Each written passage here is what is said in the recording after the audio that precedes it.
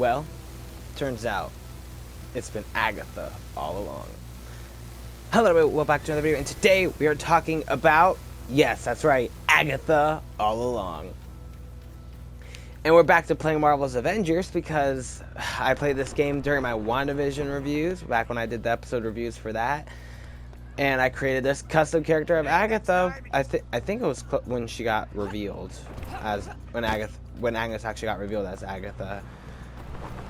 But I think this is the first time I come back to this game for a video also since WandaVision, which was like 4 years ago. Wow, that's been a long time. But yeah, Agatha All Along has finally wrapped up, and I thought we'd talk about it a little bit. I'm going to start without some spoilers, and then I'm probably going to dive into some spoilers towards the end, probably. But yeah, so Agatha All Along, I liked it.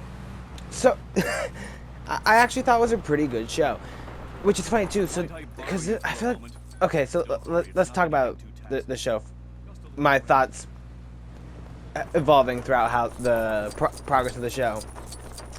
Because when it was first announced, I believe it was announced as Agatha House of Harkness. And I remember when it was first announced being like, well, okay, I mean, that could be interesting. That could be a fun show, but I'm not sure if it's not necessarily a show I would have made. And then as we approached closer, my thoughts pretty much stayed the same as it renamed to Agatha Darkhold. I believe it was Agatha, was it Darkhold Diaries next? No, actually, it was Agatha Covenant of Chaos, then Agatha Darkhold Diaries. I remember we were like, why do they keep changing the name? And then I feel, for me at least, it was when they revealed the title, Agatha the Lying Witch with Great Wardrobe, that I realized, oh, now they're just putting out fake titles at this point. And then we got the official title, Agatha All Along, which was a great title choice. And I remember when they released the trailer, I thought, not sure if this is going to be a show for me. Because just based on the trailer and what we knew about the show, the basic premise of Agatha gangs a coven of witches and they go down the witches' road with this mysterious teen who is most likely going to be with this mysterious teen who I was pretty sure I knew who it was, and I would end up being right. I remember thinking, being like, after seeing the trailer, being like, well, okay, that does look like it's gonna be a show for me. It's going to be like this show that's going to dive a lot into the witchy horror, and I'm just like, that's not my style. I'm not the biggest fan of horror, especially witchy horror. It's just not my genre. I don't really like stuff in that genre. But I'm going to watch it because Marvel. And I won't lie, just with that trailer, if that trailer came out, but with all the characters under different names, so it wasn't Agatha Harkness, it was, I don't know, Agnes? No, that's wait a second. So if it wasn't connected to Marvel, I probably wouldn't have watched it, at least based off of the trailer. But I ended up watching it anyway, and I feel like my feelings changed throughout the season. Because, like, when it first started, episodes 1 and 2, I was like, this is okay. We got 3 and 4, I was like, alright, this is alright. And then we got to episode 5, and I thought it started getting good. We got episode 5, and I was like, ooh, okay, I like this. Episode 6, oh, okay, I'm liking this even more. And then we got episode 7, and episode 7 was amazing in my opinion. I thought that episode was just, like, that's the episode that, to me, was like, okay, I think I like this show. And it actually got me hooked, because I remember for episodes 1 through 4, I wasn't really hooked enough where I wasn't excited for it next week. It took me a while. I didn't watch it the Wednesdays they released because I was just like, I'll get to it eventually. But once episode 5 dropped, that's when I made sure I watched it as they released, and I was actually looking forward to the next episode. Episode 8 came out. I was like, ooh, I really like that. Can't wait to see what happens next. Episode 9 came out. Ooh, I really like that. Oh wait, the show's over. So yeah, I ended up really liking the show, especially episode 7. Oh my gosh, episode 7 is like one of the best episodes that Disney Plus has put out for a Marvel show, in my personal opinion. Up there, like I honestly think if I were to do if I did a video where I ranked the episodes put out by Marvel Disney Plus shows, this episode would get very high. I'm not sure how high, maybe top 10. There's a lot of episodes if we're counting all the live action shows, and if we include the animated shows, it's even more episodes. But I honestly think that that episode would make it pretty high if I were doing episodes ranked. Maybe I will one day. I don't know. We'll have to wait and see. And then I thought episodes 7 and 8. I thought episodes 8 and 9 were also great. But yeah, so also would I recommend the show? Would I recommend watching the show? That's where I feel like there is a hard time, because I honestly don't know how much people are gonna like the show, because because there are moments in the show that actually made me like freak out, like go, oh my gosh. There were a couple times that it did that, but the only reason why I did that was because I read the comics. I know the stuff from the comic books, so it made me go crazy. So anybody who doesn't know the comics won't react like that at all. They'll just be like, okay, so that's where it's kind of hard. Because obviously Marvel fans should see this show, because I mean, there's some stuff in here that you're probably gonna love, as well as you're most likely following the MCU anyway. And then, you know, the casual fans, you might not have to watch this one, just because I don't think there's anything. As of right now, it doesn't seem like there's anything too important with it. The problem is, there's stuff I could see becoming important later, maybe. But yeah, so I honestly, I would say check it out if you have the time to. But if you don't, maybe wait. We'll see if it ends up being important later. But that's where it's kind of hard to say if you should watch the show or not. I almost forgot. I do want to touch upon the horror in the show. And yeah, there is a good amount of horror in the show. I think that's another reason why I probably liked this back half, because I feel like the first half of the show they did well. Okay, not counting the ending of episode 1 and then some of the episodes 2, 3, and 4. I feel like they do dive into the horror of it, and it is pretty creepy. Like this is coming from me, so you know. To me, that stuff it's not too hard to make that stuff scary for me. But I did think it was really freaky, and sometimes it's just, you know. But I feel like once we hit episode 5, they mostly dropped the horror. I mean, they didn't drop it 100%. There's still like little bits of it, but it's not enough to make it like a full horror show. So that might be another reason why I like the back half more. Is because I think the first half focused more on the witchy horror, and then they kind of dropped it once they got to the second half mostly.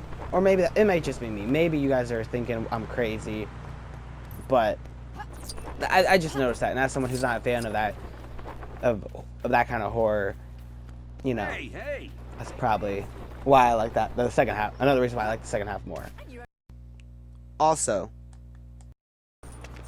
I would say this definitely is, I feel like, for the older Marvel fans. I'm not sure if I wouldn't say it's only for the adults, because it's not like rated R. But it is definitely a pretty hard PG-13. Well, I mean, it's TV-14, so you know, 14 plus. So it's definitely for the older Marvel fans, but I wouldn't say it's like for the adults only, because it's not quite that bad. But yeah, I'm going to dive into some spoilers, because there's some things I want to talk about specifically. So if you haven't watched the entire season, episodes 1, 2, 3, 4, 5, 6, 7, and 8, and 9, then click away and come back after you've seen it. I'll give you a few more seconds to click away. Now let's dive into some spoilers. So yeah, I didn't write any notes for this, because I should have. I just, you know, didn't think to. I kind of just forgot to, like I was going to, and then I didn't. So I'm just going to go off of what I want to talk about. So let's talk about first the thing that I want to talk about, Wiccan. Because, so if you don't know, you might know if you've been subscribed for a long time, because I think I made at least a video where I talked about it a little bit. I love the Young Avengers, specifically the 2005 comic run, as well as the Children's Crusade comic run. Those two series I love. I love the characters. I love the story that was told. I love those two Young Avengers series. So every time the MCU has teased the Young Avengers, I've gotten extremely excited. Billy and Speed were introduced in WandaVision. I was super excited. I was like, ooh, where could this lead? when we found out Kate Bishop was going to be in Hawkeye, you have no idea how excited I was, because Kate Bishop might be my favorite Young Avenger. I don't know, it's a hard decision to make, but she might be my favorite Young Avenger possibly. So when that was announced, I was like, that's awesome. Every time we got to see new Young Avenger, we got to see from the comics, Eli Bradley and Falcon and Winter Soldier. I would just get so excited, and with that end credit scene for the Marvels, when Miss Marvel said she's putting together a team to Kate Bishop, I was just freaking out so much. I was like, yes! Because I really want to see the Young Avengers adapted into the MCU. I think it would be awesome. So everything to do with Wiccan in this season got me pretty excited. So I actually guessed right the moment he was the moment the actor what was his name? I forget his name. I think his last name was like Lockheed or something like that. I forget. Whoops. By the way, he did a great job. I think he did a great job portraying Billy William. We'll get to that. I think he did a great job portraying Billy in the show. But when they first announced him and he was like, "Oh, it's a mystery character," I was like, "He's Billy, isn't he?" They're probably gonna find a way to make him Billy. I don't know how, because Billy never existed.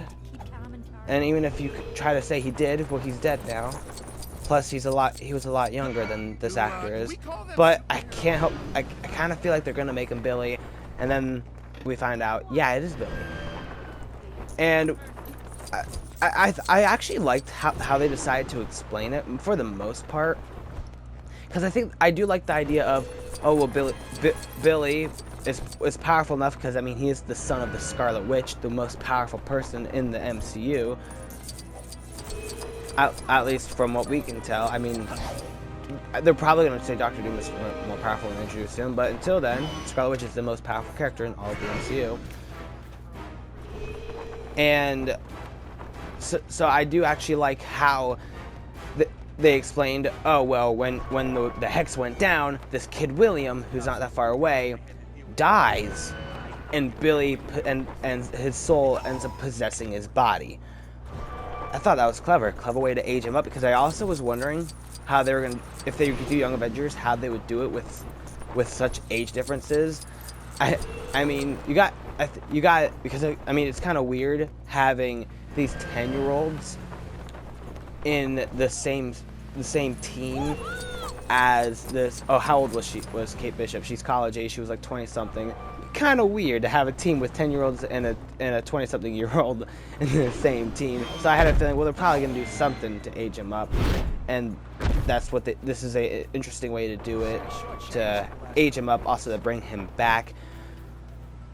Granted, there's the little problem of, technically Billy didn't exist. He only existed in Westview, which was fake, and based on what we saw, and unlike say Mrs. Hart, who was a real person playing a character in the Hex, we saw when the Hex was coming down that his brother, and Vision were actually breaking into pieces. So we saw that if they're not real people playing characters, they're Wanda's magic connected to the Hex. So there is that thing like, well, how did this fake person who was just a part of the Hex become real? And they didn't really explain that too well. The way I interpret it is that's just how powerful the Scarlet Witch is she's actually able to create life, kind of like in the comics. And that's what she actually did, create this life, but it had to be connected to the Hex. When the Hex went down, he died, but because he's the son of the Scarlet Witch, and he has similar powers to her, he's powerful enough that he was able to put his soul into a kid's body, even if he didn't know he was doing it. That's my interpretation until they explain it better. But there's that. I also feel like they introduced something that could end up being a really emotional story. They didn't dive into it very much here, but I think they could in the future, because if you think about it, there's a really heartbreaking story in there, because these parents don't know that their kid is dead. I mean, it's Marvel, it's comic books. They might do something later on where it's like, oh, this kid isn't dead, he's sharing a body with Billy, and then maybe they'll separate into two separate bodies later. That's always a possibility. But as of what we know right now, William is dead, and Billy is in William's body.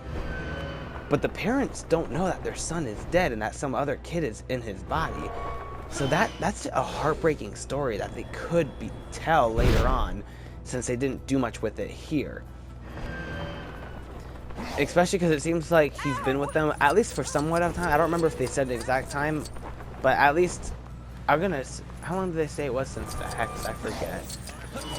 But so that's something that they could do later on, unless they do a thing like, oh, William's alive and same body, we're gonna split them up. That's possible too, but I don't think they are, and I think that's a really emotional story that they could tell, and I kind of hope they do.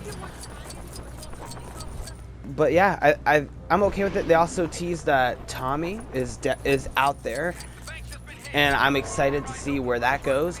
And also, I mentioned it before, that there were moments in this show that made me go, oh my goodness, I can't believe that just happened. One of those moments was when Billy came out in his Wiccan suit, the blue suit with the red cloak, the headband. To me, it made me freak out. I was like, that's awesome. Because we did get to see the younger Billy in a suit, but that was a Halloween costume. This is like an actual suit. Granted, I don't know how he created it, except for, well, I guess maybe he just created it. Other than that, how did he get it? But still, that was just one of the moments that made me go, wow, that's awesome. Like I said, the reason why I thought that was so cool is because I read the comics. To me, seeing that suit come to life in live action was awesome. To people who haven't read the comics, it's like, oh, cool, a superhero suit, nice. Okay. Speaking of moments that made me freak out, that won't make other people freaked out, Aubrey Plaza. Yeah, that definitely sounds like something I need to explain further. What I mean by that is she's death. They confirm that Aubrey Plaza is death. See, when if they reveal that to everybody else, they're like, oh, okay, so she's like the wolf from Puss in Boots, cool. But the Marvel version. But to me, you're bringing in this character from the comics who is the reason Thanos snapped away half the universe, who has a love affair with Deadpool. You're bringing this character. So when they announced, when they revealed that Aubrey Plaza's character was Death, I was like, no way. My mind was blown. I was like, they're actually bringing in Death. And Aubrey Plaza, great choice to portray the character of Death. It was just awesome. There's also I want to say a really awesome shot. I also like how they did a bit of both, where they had her appear in human form, but they also had moments where she was the skull face. And there was even this cool shot where she was where the bottom half of her head was a skull face and the top half was her regular face. And I'm not gonna lie to you, I thought that was CGI. That was really good CGI. No, that was practical effects. I found out that was practical. I could not believe it. That's awesome. But yeah, that's like one of those things that to me, that made me freak out. One of the reasons why I love the show, because of that reveal. But to people who don't know the comics, they'll be like, oh, okay. So, but yeah, I thought it was insanely cool when they revealed that. So, yeah. And then another thing, I've been talking about how episode 7 was like such a great episode. I end up loving that episode. They focused in on the character. I forget the character's name. I admit, Lily or Liliana or something like that, something along those lines. The one who is slipping in and out of time. Who they do. It's kind of crazy because to me this is the best episode of the show. And even though I wasn't as hooked with the first couple episodes, this episode is better because of those episodes, and this episode actually makes those episodes even better. Because throughout the show, we see that we get this weird things that to us are like, what is wrong with her? Where she'll like forget something already happened, and she has to be reminded that it happened. As well, she'll say something that seems kind of random that has reacting to something that hasn't happened, and we'll later learn that's because she's slipping throughout time, where she's not experiencing time chronologically like the rest of us. So she's experiencing this part of time, and then she slips into this part of time, which I just thought was like so cool and really well done. And it ended up being being pretty emotional too, because she reveals that she hasn't had this problem this bad since she was young, so she's pretty sure that means that's because she's near the end of her life. She has an amazing heroic sacrifice that was actually like really emotional, and to me probably the saddest death in the show. And I love how they ended the episode where because she closes the door off, letting the rest of the coven be free, trapping herself with the Salem 7 in the room with swords, flipping the room upside down. She's hanging off.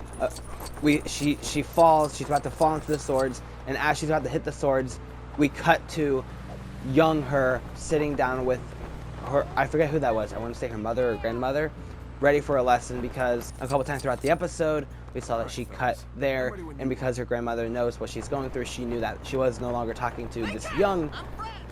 The young version of this character, I forget her name, Lillian, I think. I'm gonna call her Lillian throughout this video, even if I'm wrong. Young Lillian. She's now talking to an older Lillian, and she's trying to help her through what's going on. So the way I love the way they decided to end that with she's about to hit the swords and die. Now we're back to when she was young, sitting down at the table, about to get her first lesson. I thought and then credits. I thought that was great, and I loved that. I thought it was awesome. It was definitely one of the best episode of the entire show, and one of the best episodes put out by Marvel Disney Plus. As well as I did want to touch upon the character of Agatha and what they revealed to be her story, because they also revealed that she had a son. Throughout this whole thing, we are teased with something terrible happened with her son. There are rumors that she gave him up for the Darkhold, and there's this lingering there's this lingering mystery about what's going on, if that's the truth, especially because she is a liar, so you never know what to believe with her. You see, she has a connection to Billy, and it seems like it's because she did have a kid, and because Billy reminds her of her kid. And then in the final episode, we finally get the reveal that she did have a kid who was supposed to die at birth, but she's able to bargain with death to get a few more years. A couple years pass, and the kid gets sick, dies in his sleep. And the way they visualize it too, because we now see Death as a character, where he wakes up, Audrey Plaza's standing there, she summons him to come over, he starts walking over, she stops and points at Agatha, he gives his mom a kiss goodbye, and then he walks off with Death. And then Agatha wakes up, her son is gone. That was awesome and emotional. That's why I think that the show ended on a strong note, which I think is a good thing, especially because a lot of the Marvel Disney Plus shows have had the problem as they started awesome, but then the ending is not as awesome. I think this show's the complete opposite, where it started all right, but then it ended with a bang. And I ended up really liking the final couple episodes of the show. And I think that's mainly the main things I want to talk about. Oh, one other thing I do want to bring up is that they decide is at the end of the show, because Death says that that she needs either Agatha or Billy, because Billy's not supposed to be alive, he's supposed to be dead. So she has to take either Billy or Agatha. Agatha decides to sacrifice her life, and she's the one who dies, but she comes back as a ghost, which to me was also cool. I didn't go crazy over this moment, but I thought it was cool because it is reference to the comics. We saw it recently with another video game, Marvel's Midnight Suns, which is a video game that I personally really liked. So to me that was pretty cool, and it leaves us off with Ghost Agatha and Billy going off to try to find his brother Tommy, aka Speed, and I'd watch a season 2 of them trying to find him. I would. Although I will tell you this, I wasn't really expecting it, but I think they did a good job of it, where they really did kill off the entire coven except for the two main characters and one other person. But I do think I'm not good with their names. I don't remember their names. But the one who survives, I actually do think got a pretty satisfying conclusion to her story, at least. Well, honestly, her and Lillian, the one who ended up dying, had pretty satisfying conclusions. It's just kind of sad that man, I'm not good at remembering their names. The one whose mom was a rock star, as well as Mrs. Hart, I remember her name. I feel like they didn't get as satisfying of endings, but that's partially because I think that was on purpose. They weren't supposed to be satisfying. They were supposed to be tragic, and they were, even though they didn't really make me feel too emotional, unlike Lillian's and Agatha's sons. But yeah, so that's why I had the problem with the show. Like, I know because I wanted to eventually rank the shows, and I want to do different rankings with the MCU and stuff. That's where I have the biggest problem of, I don't know where I'm going to place this on a ranking, because to me, the first half of the show is alright. It's okay. It'd probably be on the lower end of the list. But the second half of the show, I think it's like really good, and I'd put it on the higher end of the list. So that's where I'm having my issue with whenever I'm trying to do a ranking. Is like, I'd probably put the first couple episodes near the bottom and have the last couple episodes near the top. So I'm going to have to try to figure that out, how I'm going to want to do that when we get to that. So I guess, also hinting at a future video. When will that come? I have no idea. But yeah, so yeah, overall, those are just the main things I wanted to talk about. You probably noticed I didn't talk about a lot of things that happened in the first couple episodes because, well, they didn't really interest me that much. Like, I wasn't as into those ones. But like I said, once we got to episode 5, oh, it's something that made me really happy. That even though it wasn't 100% on purpose, is Mr. Boner himself returns. That's right, Evan Peters returned as Ralph Boner to give to help Billy know what happened in the Hex during the events of WandaVision. And I thought that was fun. I'm glad that they brought him back. He's literally only there to deliver some exposition, but I don't care. We get to see Mr. Boner back. So always glad to see him. That sounded very wrong. Anyway, yeah, so it was really enjoyable. I really liked the show for the most. I really liked the back half of the show. The first half of the show was okay, but yeah. Oh, and I also wanted to mention real quick, I almost completely forgot about this, but I wanted to just quickly mention it because this video was getting longer than I expected. I also really liked the twist at the end where they reveal that Billy was actually the one who created the Witch's Road and that it wasn't real this entire time. And I love the reveal that Agatha used the song that her son created to be a ruse to gather witches so she can kill them and take their power. And that's just what it's been for many, many, many, many, many, many years. And there were some little clues too, like her outright telling Billy that the road doesn't exist, and how her shock when she saw it.